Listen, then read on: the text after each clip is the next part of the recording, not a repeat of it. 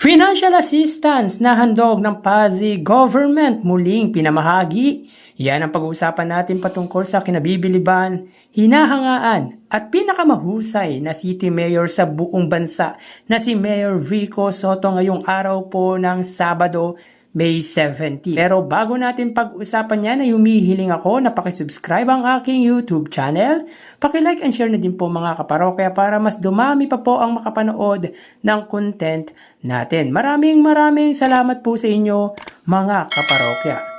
So yun nga mga kaparokya, tuloy-tuloy ang pamamahagi ng City Government ng Lungsod Pasig para sa mga estudyanteng Pasigueño tulad ng mga school supplies. At ito nga po ay ang financial assistance na ikinabit po kay Mayor Vico Sotto nitong nagdaang mga araw dahil po sa vote buying. So pakinggan natin ang panayam ng isang ina na nag-avail ng financial assistance ng kanyang anak. Pwede ba nga malaman pangalan mo? Ako po si Shane Ligayo. Anak ko po isa sa mga scholar po ni Mayor Vico. Magkano po yung natanggap ngayon ng scholar? Sa junior high po, 9,750 po yung natanggap po namin today. Ano masasabi mo ngayon sa city government natin? Nakakatulong. Opo, nais po sana magpasalamat sa ating local government para po sa assistance po sa lahat ng mga scholar. Malaking tulong po ito sa lahat ng mga estudyante para din po ma-motivate po sila na mag-aral pa na mabuti and then gawin po nila yung best nila sa school. Marami pong natutulungan talaga ang ating Pasig City Scholar para po makakapagdagdag po sa mga panggastos, pambayad ng tuition fee ng mga students po. So, sana po magpatuloy pa hanggang sa mga susunod na taon at madagdagan pa po sana kung kakaloobin po ng Diyos at ng kaya po ng budget po ng ating government. Ano po ba yung mga naging requirement para magkaroon ng scholar? Yung pinasa lang po naman namin ay card. Pero kailangan po, meron po kasing average po may requirement po siya. Kailangan po ma-target po muna ng student yung average na yun. And then, certificate of employment or kung ano man po yung pinakakitaan nung parent, and then letter po, essay, para po yung student po ilalahad niya po doon kung bakit gusto niya maging scholar po. And then ID po ng parent.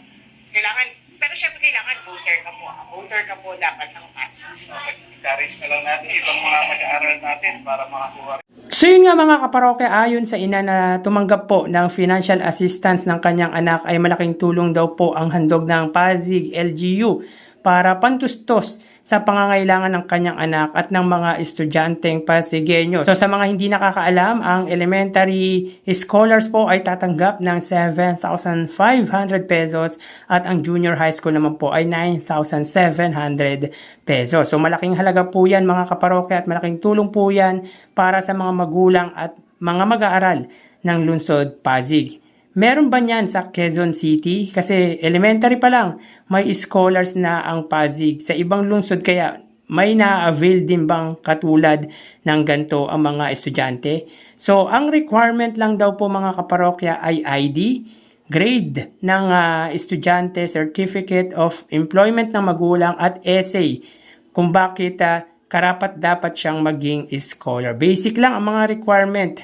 Basta makuha mo ang target number of grades ng mag-aaral. Hindi ko alam mga kaparokya kung totoo yung sinabi ng ina na in-interviewed na kailangan daw po ay botante. Hindi ko masyadong maintindihan to mga kaparokya kasi hindi naman po botante ang mga scholars ng Pasig. Kung hindi botante ang magulang, hindi makaka-avail ang mga estudyante. Ganun po ba yun? Kahit nakuha po ang target number of grades ng estudyante, kung hindi botante ang magulang ng scholars ay hindi po ba ma-avail? Siguro mali lang po ang information nito patungkol sa requirement ng Pasig City Scholars. Magkaganon man mga kaparokya, malaking bagay talaga ang bigay ng LGU sa mga estudyante. Kumbaga sulit na sulit ang mga natatanggap ng mga ito mula sa lokal na pamahalaan sa pamumuno ni Mayor Vico Sotto. Talagang malasakit, pagmamahal at tunay na serbisyo ang ibinibigay binibigay nito sa mga Pasigueño, school supplies, payong, kapote, school uniforms, PE uniforms, black shoes, rubber shoes,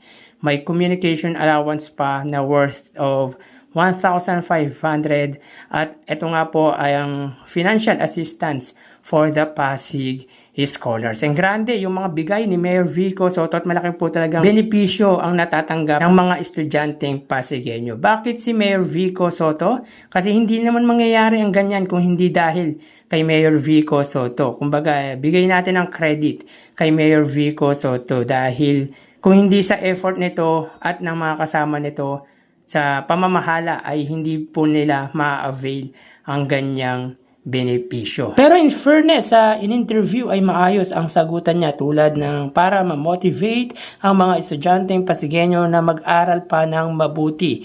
Yun naman talaga ang layunin ng scholars, ang mag-aral ng maayos, ng mabuti ang mga estudyanteng Pasigueño. Tsaka malaking tulong talaga ito sa mga magulang, sa mga mag-aaral na pandagdag sa gastusin sa pag-aaral. Laking bagay talaga ang tulong pinansyal na binabahagi ng lokal na pamahalaan ng Lungsod Pasig sa pamumuno po yan ng butihing mayor na si Mayor Vico Soto at ang City Council. Iba talaga ang good governance ni Mayor Vico Soto, mga kaparokya. Maraming benepisyo, maraming pribilehiyo ang natatanggap ng mga constituent ng lungsod Pasig or ni Mayor Vico Soto. Kayo mga kaparokya, anong masasabi nyo patungkol dito? Pakishare naman po mga kaparokya. So hanggang dito na lang po tayo. Magsiingat po tayo palagi. Thank you and God bless.